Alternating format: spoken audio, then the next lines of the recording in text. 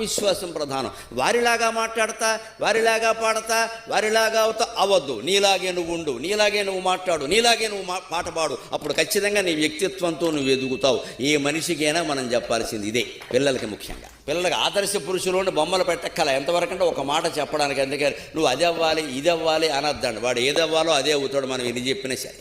నువ్వు ఏమైనా సరే మంచివాడిగా ఉంటే చాలరా, సంస్కారవంతులుగా ఉంటే చాలరా అనే మాటే తల్లిదండ్రులు చెప్పాలమ్మా. నువ్వు డాక్టర్ అవ్వాలి, ఇంజనీర్ అవ్వాలని చెప్పకండి. ఎప్పటికీ అందరూ ఎక్కువైపోయారు, బాగా విపరీతంగా అయిపోయారు.